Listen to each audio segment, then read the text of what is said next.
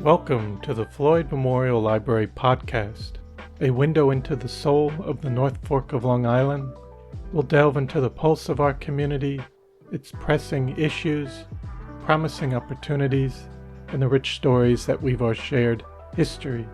I'm your host, Christopher Bianchi, and for episode 113, we sit down with John M. Kennedy Jr., a longtime public official in Suffolk County who has served both as County Legislator and now as the Suffolk County Comptroller. Over the years, he has worked on initiatives ranging from supporting veterans to preserving open space and ensuring responsible financial management. In this discussion, we'll explore his path into public service, the core responsibilities of the Comptroller's office, and the systems used to manage public funds. We'll also touch on key topics such as government transparency and maintaining long-term financial stability, and how emerging technologies like artificial intelligence may play a role in shaping the future of public finance. So I hope you enjoy episode 113 with John M. Kennedy Jr. This episode was recorded March 25th, 2025, and he'll start off with introducing himself in the beginning. So who's John Kennedy? I am 68 years old. I was born in Huntington Hospital. I grew up in East Northport, attended St. Anthony of Padua Elementary School, graduated from St. Anthony's High School back in '74, back when it was up in San Remo, still a all-boys school. Education-wise, then I went on. I did some work out of Local 25. My father was the business manager. I actually climbed poles for a couple of years, stringing cable TV. Then went on to get a bachelor's degree from Stony Brook University, graduated back in '79. Went to work for the New York State Office of Mental Health, and I did 10 years in the state hospital systems. I worked in Kings Park. I worked in Northeast Nassau as a mental hygiene therapy aide. Then I went into the rehab section. Came over to the county in 1986 under then County Executive Peter Cohallen. I had been a vocational rehab counselor running outpatient programs down in Babylon and in Wyandanch. And I went to work as a grant writer in the Office for Aging, then came over and worked in intergovernmental for 7 or 8 years, I guess, and got my JD, my Juris Doctorate from St. John's, and then went out to go to work for Ed Romaine. In the meantime, I left out that I got a master's in business administration from Delphi University. That was in '84, with a concentration in capital budgeting. So, very fortunate. I had a wife that put me through a lot of school. She's a nurse by trade. My wife, Leslie, who's the legislator for the 12th LD. We have 4 children and 8 grandchildren. I've lived in Suffolk County all my life, and been very, very fortunate. I am in my 48th year of municipal employment. Wow. That's really great. Yeah, go figure. And did you know what you were interested in coming out of high school and that you wanted to get into?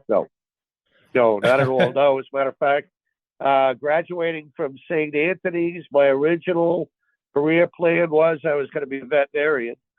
And while I had worked at animal hospitals in high school, I worked for over in Fort Hill in Huntington for Bud Wright, and then I worked up in St. James for the Colemans. And I had, I was okay. I made some money at it, had an affinity for it. I had a bit of a challenge when it came to, some of the science, and took me 4 times just to get through calculus. So I kind of adjusted. And as I said, I was in the mental health field by that point, so psychology seemed to be a natural. thought maybe I would go on and get the doctorate in psych, but that too. By that point, I was married. I had a couple of kids. Was working two jobs, and so I figured, my wife and I talked it over, and what were we going to do? And it seemed that the MBA wouldn't be that big of a challenge at that point. Adelphi still had a satellite out in South Huntington, if you remember. It was right on Pigeon Hill Road, just up from where the Diocesan High School is, which is St. Anthony's now. I did that was 51 credit master's because I was a non-business undergrad. I did a number of accounting courses, macroeconomics, microeconomics, and I enjoyed that. I seemed to have an affinity for that, and then the law degree was basically just like kind of odd. I applied for St. John's. That was the only school I applied to. I did it on the very last day that you could apply. I had not even taken the LSATs yet. Well, I had taken them, but I didn't have my results yet. So I wasn't quite sure whether or not I would get accepted. And sure enough, I did. And so I figured, well, the MBA wasn't too bad. How tough can a law school be? And 2 weeks into it, I said, what the hell did I do? They put us through the ringer. First year of law school, as a matter of fact, is designed. I've been admitted for 25 years. I mean, I imagine experience is a little different now, but back then they beat the hell out of you the first year. Basically, the idea was, anybody that was there that wasn't up to it, they were going to wash out. We started with 92 in the summer or the late summer, fall of 89. And the following year, we were down to 75. But,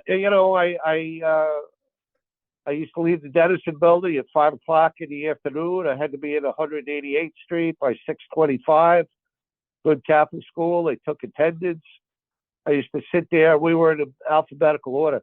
A lot of cops and a lot of city firemen, a lot of law enforcement that were in the night program.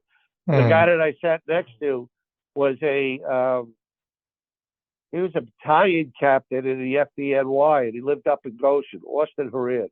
Funny guy. He had 3 kids. I had 4. We used to sit there and commiserate and said, our wives were going to kill us. But we all managed to get through, and it has proven to be positive. I am still of counsel with a firm up in Kings Park, Sullivan and Kehoe. They concentrate in Social Security disability and veterans disability work. I've done Social Security disability. I haven't done much in the last 8 or 9 years with that, but I did that for quite a few years part-time. And I still do veterans disability representation. I have about a half dozen clients. I have an ethics opinion from the county that allows me to, maintain that practice. So, yes. Academically, I think it kind of prepared me, for where things might go. And even, with my stint in the legislature, my law degree served me well because there were many times where, we would be at odds with some of what, the then county attorneys were articulating.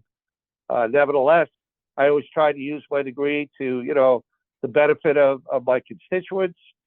And I had a good run. I was there for 10 years.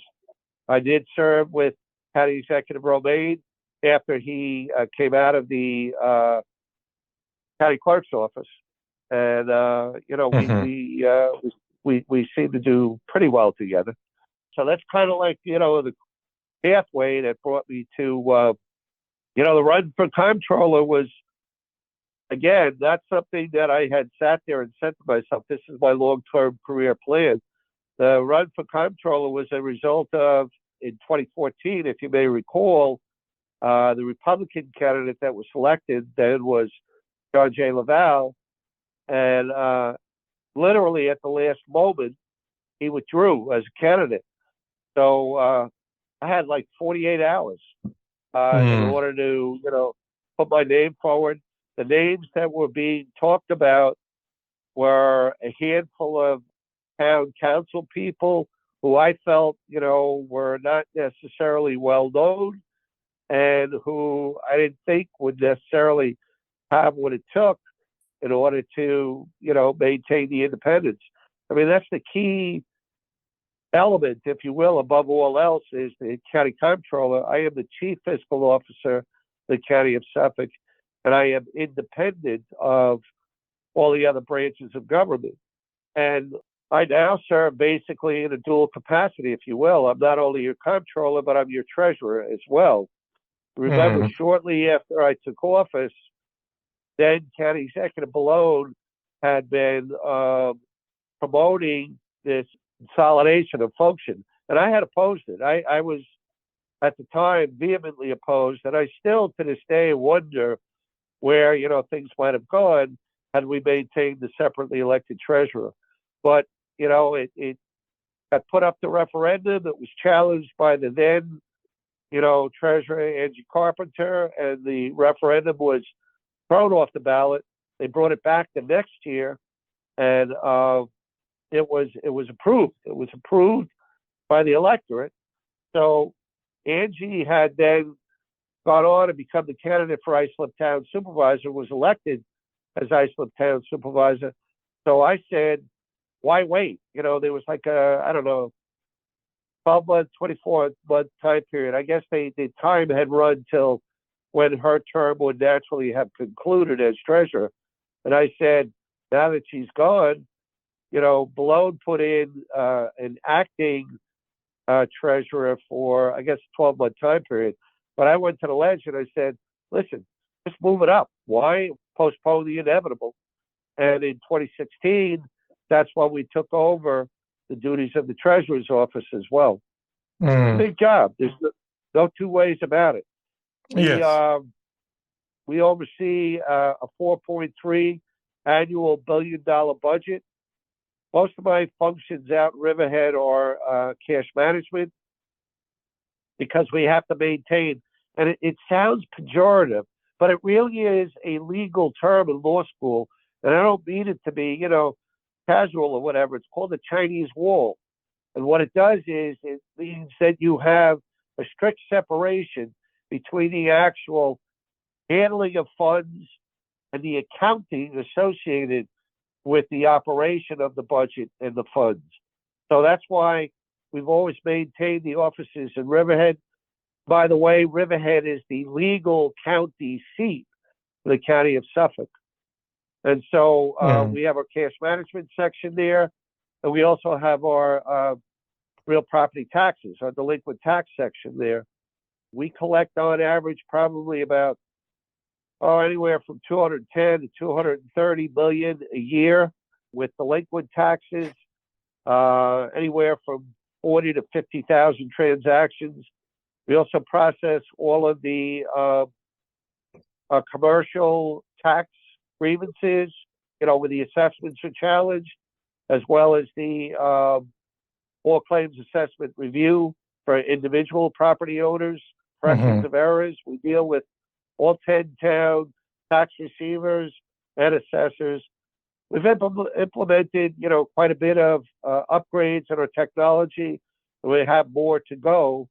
And with 21 months left, I've got a very ambitious agenda as far as improvements there, as well as some of the upgrades we're trying to do, here in the Hauppauge area. I have 2 floors in the Hauppauge, the 8th and the 9th floor of the H. Lee Dennison building. I've grown my audit section. When I first took office in 2015, my audit section was, I believe, 17 or 18 auditors. I have a total of 30 auditors now. As a matter of fact, added another 2 positions. You may have seen recently, we were in Newsday 2 weeks ago with the homeless housing, the global report. Yes. We had a total of 6.8 million that we identified that we had recovered. We're doing the next series of years, and we'll have that out by the end of December. Homeless housing has been an area where it's been a real challenge. Although I do have to say, the current county executive actually chose to stand with me, and he brought his commissioner for the Department of Social Services, who's convened a a blue ribbon panel to actually take the recommendations that we had in the audits and to implement them. And we're actually working with them to improve budget process for homeless housing providers and the oversight of funds. Yes. I got to come up for air first. That was good. Thank you. Also, I guess another thing, when you come in, you've also been described as a physical watchdog. Can you share an example of a time when you identified and addressed a significant financial issue within the county?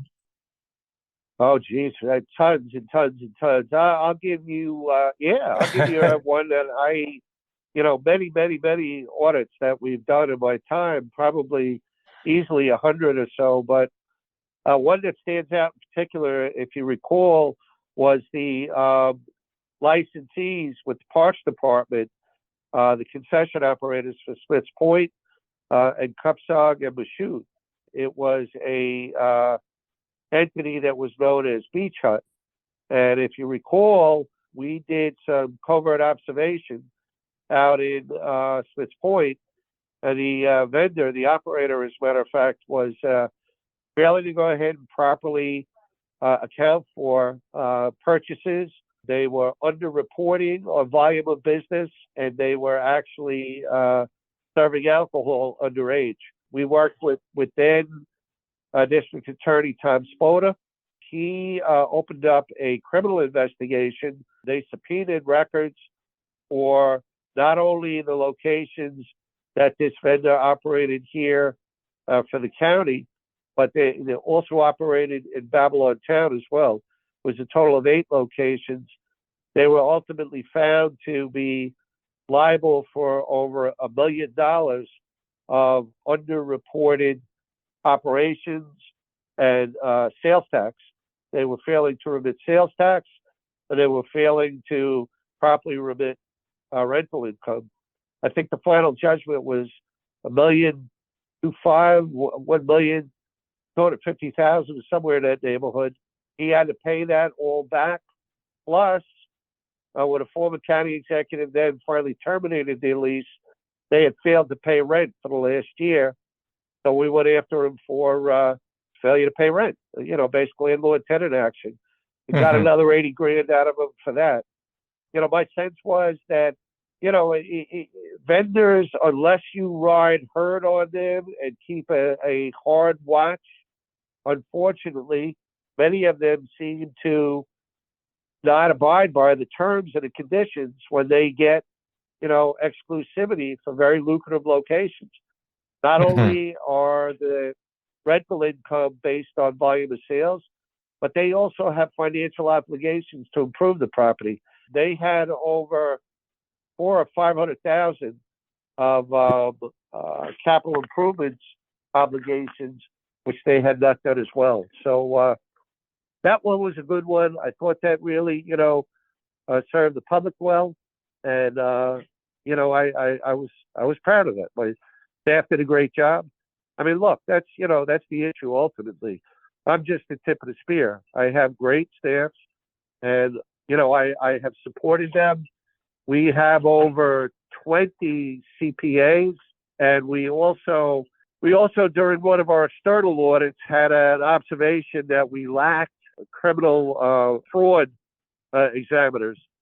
So I'm now up to 9 of my staff have taken the training, and they are certified as forensic fraud examiners as well. So we bring a pretty strong team. On top of those types of operations, remember, our office ultimately facilitates a payroll for 10,000 people every 14 days. That payroll averages between 38 and 40 million. We do all of the contact with the New York State Tom DiNapoli. As a matter of fact, we were on the phone with them just yesterday, when it comes to the retirement system. Also, Yes. With implementation of, different types of new operations, the short-term rental and the hotel motel tax just increased last summer, if you remember. That went from 3% up to 5.5%. Yes. Think about where you are now. Greenport is a thriving tourism area. My folks had a house out in Orient back when we used to go out, 20 and 30 years ago, even more than that, when my kids were young. Greenport Hmm. was just a sleepy little town. So, Yes. It's really now you got folks. changed. Oh, it has, hasn't it? Yeah, no, you have quite a booming seasonal economy. Everybody used to say that it was just the South Fork during the summer. Hmm. North Fork is, and it's not even just the summer. Think about the fall season up there now. Yes. Trying to get up and down that North Road, kind Yeah, it gets of bad. The crazy. traffic. Well, the traffic is extensive. The Yeah. revenue has gone up exponentially. We Mm. now, this last year, collected over 20 million in hotel motel. Again, I'll go back to when I first came in back in 15. We were somewhere in the neighborhood of 4 to 5 million. We have grown. When I first came in, we were at about 800, maybe 1,000 individual entities. We're now over 3,000, and we're told that with inclusion of the Airbnbs, the VRBOs, and all the rest of them, that might go up triple to somewhere between 8 and 9,000 locations. And that has been a very active audit process as well. We had a whole team that worked the barrier beaches, Fire Island, throughout Babylon and Brookhaven Town. A lot of folks got kind of the feathers got ruffled. One case we had somebody sue, claiming that they were not subject to it. We've been very fortunate. The county attorney's office has done a good job, and our authority is very clear. Section 1202, sub O of New York State tax law lays out the lodging tax authority and the process, plus which Hmm. we have sections in our county chartering code as well. We got a lot going on. On top of all of Yeah. that, I raised all the borrowings for the county. We, in my time, have refinanced roughly about 800 million of our existing debt profile, Mm. realized more than $60 million in interest savings by buying down. It's no different than what you do with your house or a car loan. If interest is high when you purchase in the first instance, interest rates go down. You go into the market, you refinance, you take advantage of the lower rate. And that's totally permissive. There's no requirement to do that in county law. But I said to my folks, look, there's opportunity to save the taxpayer money here, so we're going to go do it. Yes. Our bond rating has come up. It had gone down precipitously during the last administration. But Mm. we also had some, significant challenges. We had a real dive in the economy back in, 15, 16. COVID was frightening. COVID was very frightening, but we Hmm. managed to get through it. We've had a brand new payroll system. Well, now it's 3 years underway. Workday, and then UKG. That has been very labor intensive and very difficult. But nevertheless, Yeah. it exposed some irregularities in the payroll system as well. So we constantly try to take advantage of the improvements that are out there, especially after the hack. There were warning signs there well before when we ultimately got overrun. But this year we're underway with a $6 million upgrade on our financial management system. That acronym is IFMIS, Integrated Financial Management System. It's a proprietary product by CGI Advantage. And not only are we going to the current version 4, but we are going up into the cloud, a proprietary cloud maintained by CGI. So Hmm. we will be even safer than we were. And recall during the hack, if there was any silver lining, the only thing was not a penny of public money was touched or accessed. We did not lose a dime. Yes. But also, I think you touched on it a bit, but given the rising cost of public services, How do you prioritize spending to ensure the essential services are funded without increasing the general tax burden? That is a challenge. That is a challenge. And see, what I would offer to you is, I know the county executive well, and I worked for him for 9 years. He is always eager to get my input or my advice. But remember, I am no longer a policymaker. I am ministerial. Now, I affect policy because, the recommendations that come out of my audits may, in fact, portend operational changes in the departments. Even the way that we, look at some of how our staffing is set up or things along those lines. But ultimately, the policies which then drive the spending are the function of the legislature and then implemented by the county executive. So, nevertheless, the legislature is always interested as far as, what the impacts are with bill paying and where there are areas for improvements. And we have a new commissioner, a deputy commissioner in our Department of Information Technology. They have been excellent to work with. We have a number of software improvements that are underway. And the way that I see that we will be able to avoid additional expense is by utilizing, the benefits of technology as they come along. The next wave is going to be AI. Artificial intelligence is going to continue to drive some of what are still manual processes now that will get converted and get automated. Yeah, I promote as much as I can with technology. It is something that I hope, will be a legacy that I can leave when I'm out at the end of 26. Yes. And then also, you mentioned, or in terms of transparency with spending, Yes. how does your office, in terms of improving transparency with Suffolk County financial data, how do you make that accessible to the public?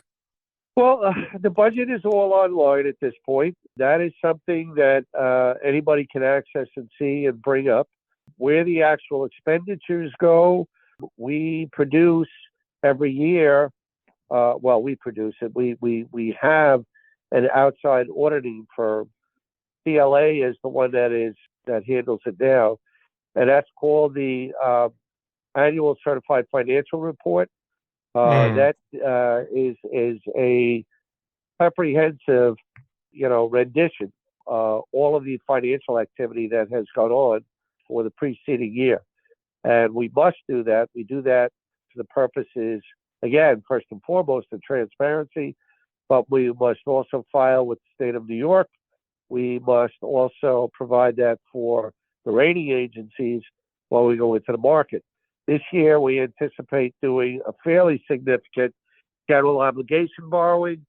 It'll be in excess of $180 million, and that's going to support all of the construction activity throughout the county. I suspect we'll see some work done on the Ponquag Bridge. I hope. You saw recently, it was closed down. That was very concerning, very frightening.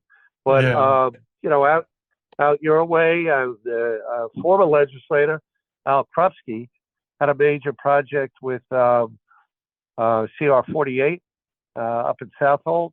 Maintenance at Shinnecock Canal. We do quite a bit of construction work, throughout the county in order to maintain, stand up, improve, renovate, and enhance all of our buildings. And we also do all of the borrowing on the behalf of the community college as well. So we have the 3 campuses there. We first instance, and then we have 50% of the capital program is then reimbursed through New York State Education Department. So we pride ourselves on, making sure that we have accessible campuses, and the Riverhead campus, Southampton campus, actually in my time in office has grown significantly. And we have they'll have the culinary center right there in downtown Riverhead, which is Yes. intended and it educates quite a few folks. It's kind of what we do, as far as putting it out there so people can see how are their tax dollars being used, where are their tax dollars going to, and, are they being used properly and wisely?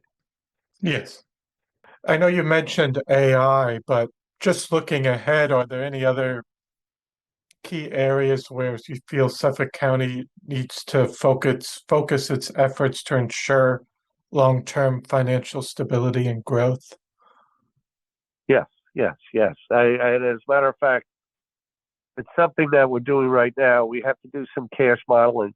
I work with a external entity, 3+1, for guidance on investment. I should mention that last year we were able to generate over $50 million in interest income based on our deposits. The market has been, well, I was going to say it's volatile, but in fact, actually, Chairman Powell seems now to be indicating rates are going to hold through the end of the year. That has been good for us because we've been able to access T-bills.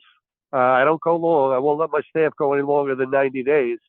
But, T's at this point are still throwing 4.1, 4.2.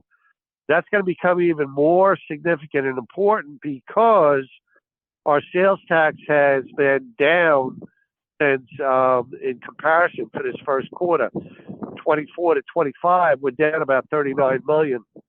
So, as I said, the effective management and the continuation would, try to realize the maximum amount of interest income that we can. Not only are we in T-bills, but we also are in municipal finance, local government investment program. The acronym is LGIP. And that is a compilation of municipal bonds, governmental securities, and A-grade commercial paper. That likewise has been throwing 4.1, 4.2, somewhere around there.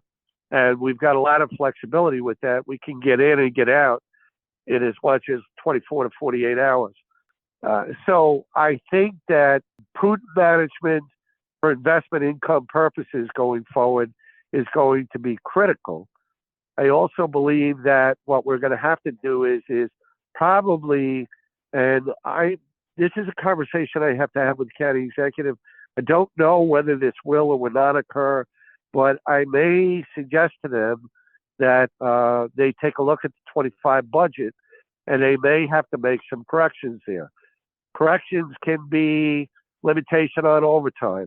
Corrections can be reduction in, equipment purchase or, different types of reduction in consulting lines and things along those lines. That may be necessary in order to, offset what is the reduction on the income side with the sales tax.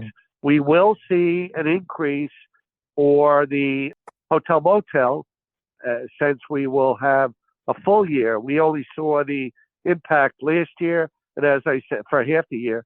And as I said, we are enrolling additional entities. But the hotel motel is a dedicated revenue stream. And so that's not supposed to be just dumped into the general fund. Those proceeds are supposed to be used specifically to support tourism, advertising, the things that folks come here to Suffolk County to enjoy, throughout the year.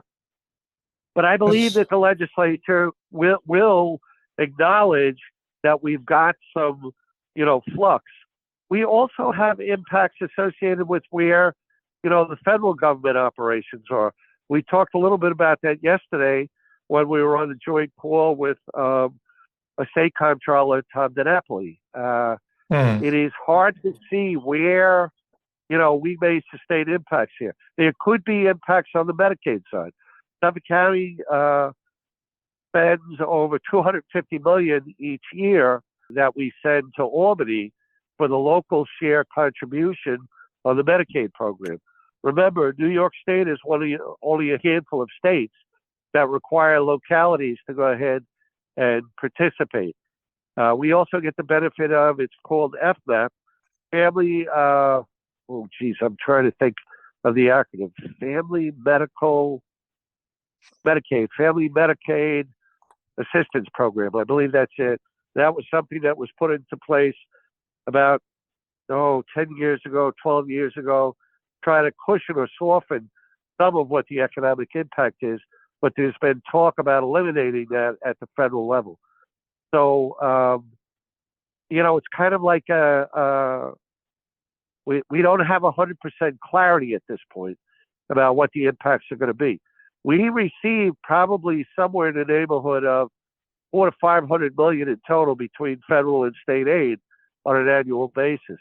And that's why we have to do the single audit reporting each year as well. Some of that also is pass-through money that goes down to the towns and the villages. So, but we will be vigilant, and we will, recommend corrections if we see that, the trend is continuing. No, definitely. Was there any last minute things you wanted to say? Yes. Let me leave it with this. First of all, thank you very much for contacting me. I love the work that I do. I enjoy my office. As I said, I'm blessed. I have 122 employees. Every one of them works hard. We could have accomplished nothing without the dedicated staff that we have that work for us. And one last thing that I think it's important that you put out there, I instituted when I came in the fraud hotline. And it is 631-853-5018. Anybody at any time can anonymously report what they perceive or may be something improper. We have gotten calls about school districts, libraries, towns, villages, water authorities, fire districts, you name it, people call. Every one of the reports, every one of the contacts gets a review by my staff. Now, obviously, I don't have jurisdiction over a lot of those entities. Many of them are under the state comptroller. But if it's something that's county-based, we investigate. If it's something that's state-based or local-based, we refer over to the state comptroller, to the state attorney general, and in some instances, federal referral as well. So we believe very strongly that citizens should have a place to voice their complaints, not be, concerned that there's going to be repercussions, and that we take it seriously and we review every one of them.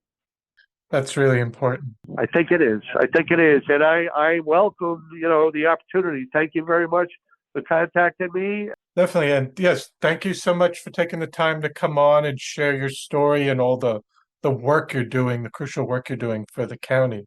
Thank you so much. Well, thank you, Chris. It's been a pleasure to talk to you. You take care and enjoy the day, okay? You too. All right. Bye. Bye-bye then. So I hope you enjoyed episode 113 with John M. Kennedy Jr. I want to thank you for listening to the Floyd Memorial Library podcast, and we'll see you next time.